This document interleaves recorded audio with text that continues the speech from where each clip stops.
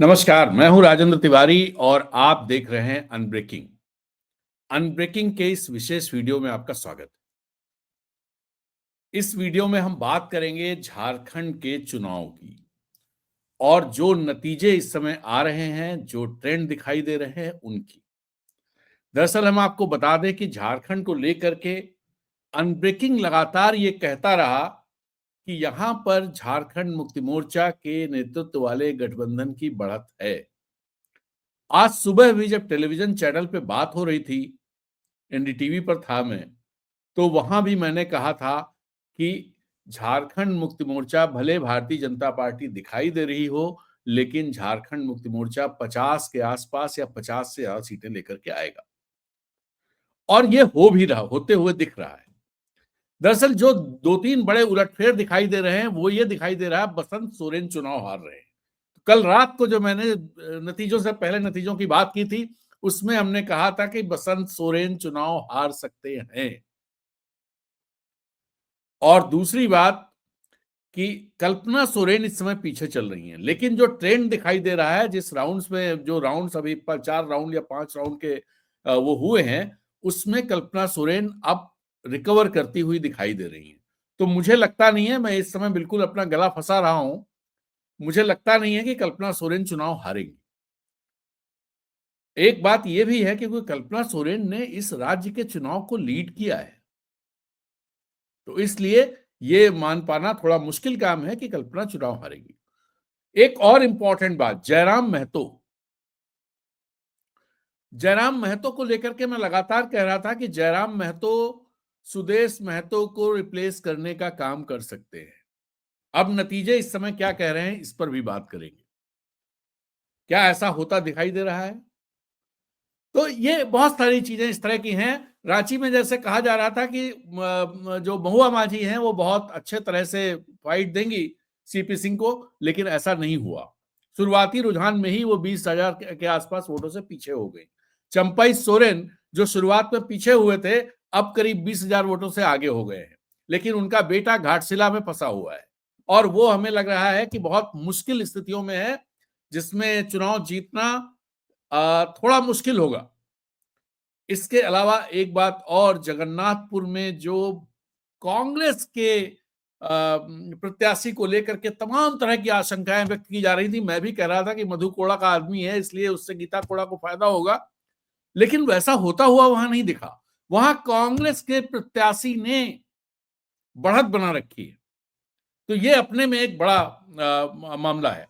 इसके अलावा जमशेदपुर की दोनों सीटों पर भारतीय जनता पार्टी और सरयू राय जेडीयू के कंफर्टेबल बढ़त बना चुके हैं, जिससे लगता 10-12 हजार की बढ़त जमशेदपुर ईस्ट में पूर्णिमा दास की है और लगभग इतनी बढ़त सरयू राय की बन्ना गुप्ता पर जमशेदपुर पश्चिमी में। तो ये भी एक इंपॉर्टेंट वो, और एक और इंपॉर्टेंट वो है, गढ़वा में मिथिलेश ठाकुर पीछे चल रहे हैं। वो रिकवर कर सकते हैं, इतनी गुंजाइश है अभी, लेकिन फिलहाल वो पीछे चल रहे हैं। ये भी एक बहुत इंपॉर्टेंट, और एक और इंपॉर्टेंट चीज है कि राष्ट्रीय जनता दल 5 सीटों पर लीड कर रहा है, जो पिछली बार एक ही था, और आजसू सिर्फ एक सीट पर लीड कर रही है। तो ये कुछ बड़े इंपॉर्टेंट टेकअवेज हैं इस नतीजे के। सीता सोरेन चुनाव हार रही है, और इसके अलावा बाबूलाल मरांडी कंफर्टेबल जोन में पहुंचते जा रहे हैं। अभी नहीं कह सकते हैं कंफर्टेबल जोन में पहुंचे हैं, लेकिन पहुंचते जा रहे हैं। बट एक बात इससे बहुत तय हो रही है कि बाबूलाल मरांडी का रास्ता आसान किया गया है झारखंड मुक्ति मोर्चा के द्वारा। राजकुमार यादव क्लोज सेकंड हैं, लगातार बाबूलाल मरांडी को के पीछे बहुत करीबी से है। हालांकि वो डिस्टेंस बढ़ता जा रहा है। देखना यह होगा कि जेएमएम के कैंडिडेट ने कितने वोट लिए हैं, और हमें लगता है कि जेएमएम के कैंडिडेट की वजह से बाबूलाल मरांडी की सीट आसानी तो नहीं कहें, कंफर्टेबल मार्जिन से वो जीत लेंगे, ये कह सकते हैं। ये बात मैंने शुरू में ही कही थी जब झारखंड मुक्ति मोर्चा ने अपना उम्मीदवार यहां धनवार में उतारा था। तो ये कुछ मोटे, हाँ एक और, मैंने कहा था बोकारो में श्वेता सिंह मुश्किल करेंगी विरंची नारायण के लिए, विरंची नारायण बुरी तरह से पीछे हैं। तो ये भी एक इंपॉर्टेंट वो है। इसके अलावा चंदन कियारी से अमर कुमार बावरी तीसरे नंबर पर है। पहले नंबर पर उमाकांत रजक जेएमएम, दूसरे नंबर पर जेएलकेएम और तीसरे नंबर पर अमर कुमार बावरी। ये भी एक इंपॉर्टेंट वो है। इस मांडू में जेपी पटेल जीतते हुए दिखाई दे रहे हैं। और जो हम कह रहे थे कि लातेहार में जेएमएम की बढ़त है, लातेहार में जेएमएम की बढ़त है। लोहरदगा में रामेश्वर उरांव आगे हैं, शुरू में फंसते हुए दिखाई दे रहे थे लेकिन वो आगे हो गए हैं। इसके अलावा लातेहार की जो दूसरी सीट है, नाम मैं भूल जाता हूं उस सीट का, तो वहां पर भी कांग्रेस आगे बढ़ रही है। तो और पांकी में जैसा मैंने विदेश सिंह के बारे में कहा था, मैंने अपने उसमें कहा था, हमारे जो कमेंटेटर्स थे वो लोग नहीं कह रहे थे, लेकिन मैंने कहा था कि वहां पर बिट्टू सिंह जीत सकते हैं, तो बिट्टू सिंह जीतते हुए दिखाई दे रहे हैं। और इसी तरह से आरजेडी जहां जहां थी आरजेडी दिख रही। खैर, हम इस वीडियो में ये बात करना चाहते हैं कि इन चुनावों को किस तरह से देखा जाना चाहिए, इन चुनावों का क्या असर पड़ेगा। पहली चीज तो इसके इसके निष्कर्ष क्या है, क्या संकेत है। तो पहली चीज तो पहला संकेत यह है कि हेमंत सोरेन एक बहुत बड़े नेता के तौर पर झारखंड में स्थापित हो गए।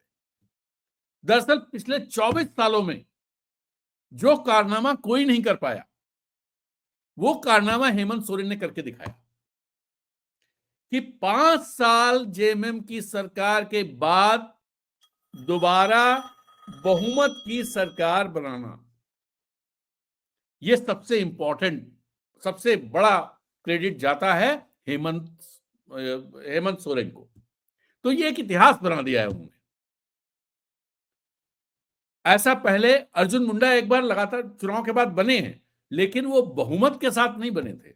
और पूरे टेन्योर में वो दरअसल बाबूलाल मरांडी के इस्तीफे के बाद मुख्यमंत्री बने थे, और उनके मुख्यमंत्रित्व काल में चुनाव हुआ, और चुनाव के बाद जोड़ तोड़ की सरकार बनी जिसमें अर्जुन मुंडा फिर से मुख्यमंत्री बने, लेकिन वो सरकार चल नहीं पाई आगे।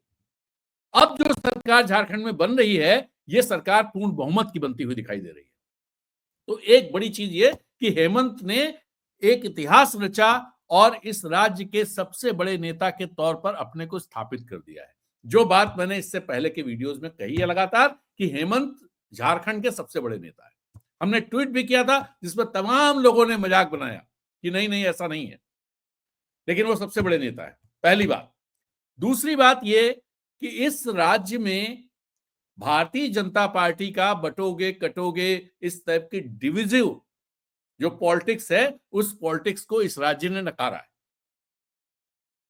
तीसरी बात यह है कि हेमंत सोरेन ने जो सारे समाज के हर वर्ग के लिए स्कीमें की, उनका इंपैक्ट रहा। और हेमंत ने यह बात बताई है कि सबका साथ सबका विकास सिर्फ नारों में नहीं होता है, स्कीमों में भी दिखना चाहिए, और वो दिखा के उन्होंने दिखाया है। चौथी चीज, कल्पना सोरेन के तौर पर इस राज्य को पहली बार राज्य स्तर की एक बड़ी नेता मिली। इस चुनाव की एक देन यह भी है। पांचवी चीज, एक बड़ा परिवर्तन राजनीति में आने जा रहा है। राजनीतिक समीकरणों में सुदेश महतो को जयराम महतो रिप्लेस करते दिखाई दे रहे हैं।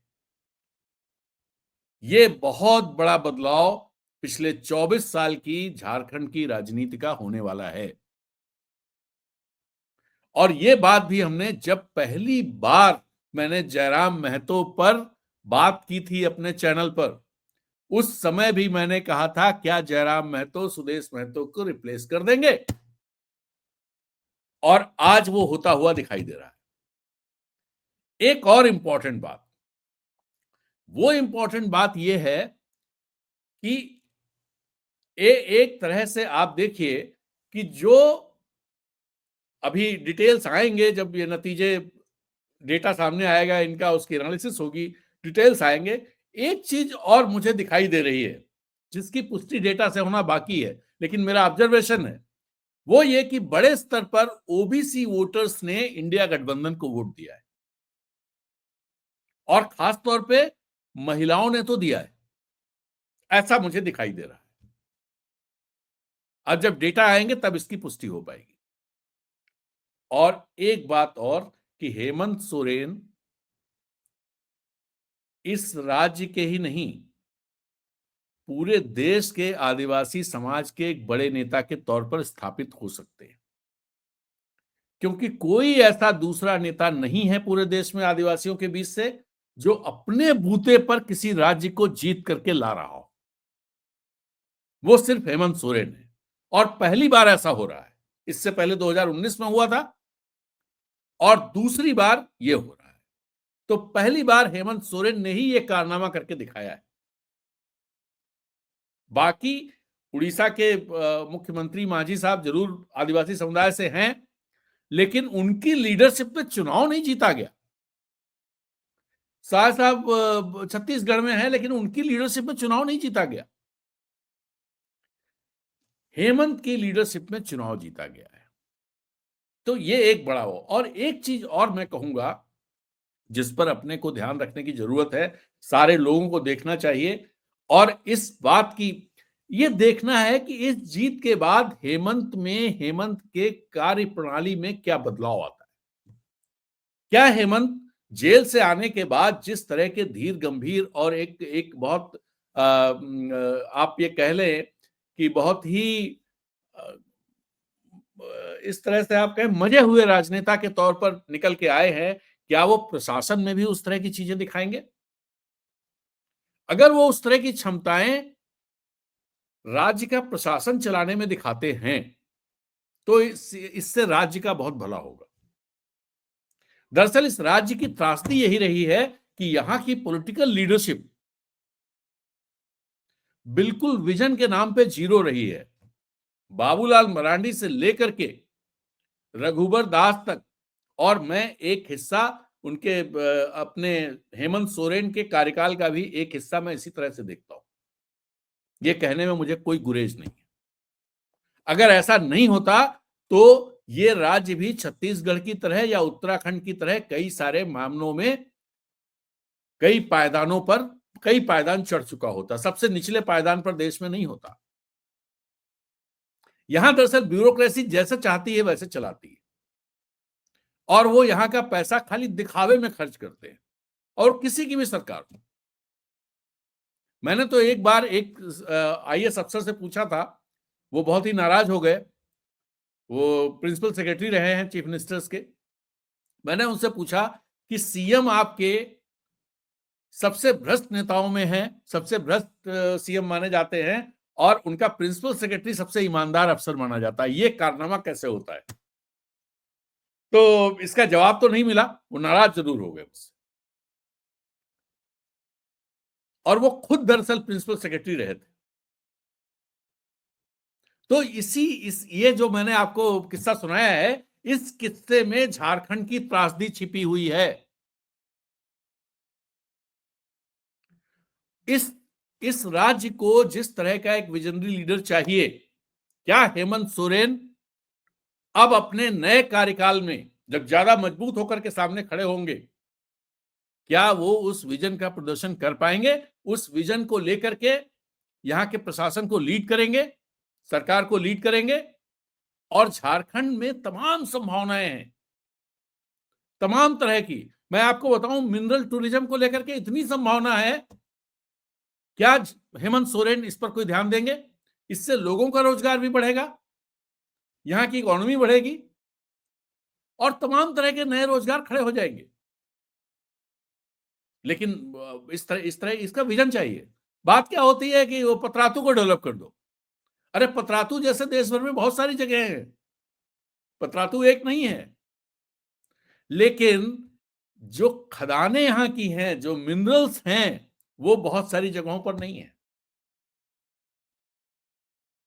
यहां धार्मिक टूरिज्म सर्किट बन सकता है, जैनियों का भी, बौद्ध का भी। उस पर कोई ध्यान ही नहीं दे रहा, और हिंदुओं का तो है ही। और इसके अलावा क्रिश्चियंस का भी बड़े पुराने चर्च गुमला में, सिमडेगा में हैं, पुराने मंदिर हैं, और बौद्ध की प्रतिमाएं जगह जगह बिखरी पड़ी हैं, बुद्ध की प्रतिमाएं। और जैनियों का एक बड़ा केंद्र पार्श्वनाथ में है, गिरिडीह जिले में। तो ये सब चीजें होते हुए कुछ होता नहीं है। यहां वो जातियां रहती हैं, मानव जाति के वो प्राणी रहते हैं जिन प्राणी ने धरती पर सबसे पहले लोहा निकालने की टेक्नोलॉजी इजाद की। आज भी वो करते हैं। ऐसे एल्युमिनियम कैसे निकाला, घर में कैसे निकाल के उससे बर्तन बना लिया जाए, ये टेक्नोलॉजी लोगों के पास है। आप कहेंगे टेक्नोलॉजी नहीं बड़ी पुरानी, वो पुरानी है, लेकिन क्या आप इसकी शोकेसिंग कर सकते हैं? मैं एक बार अफ्रीका गया था, वहां मैंने देखा कि भाई वो लोग आदिवासियों को इस तरह से, हम ये नहीं कह रहे हैं आदिवासियों को बेच लीजिए आप, लेकिन वो संस्कृति, उनका जो पूरा रहने सहने जो जिस तरह से डेवलप हुए, उसको लेकर के इतनी बढ़िया शोकेसिंग। और वो पूरे इलाके को कहते हैं it's cradle of human kind. आप यहां इन चीजों को कह सकते हैं क्रेडल ऑफ इंडियंस। लेकिन ये सोचना पड़ेगा, करना पड़ेगा।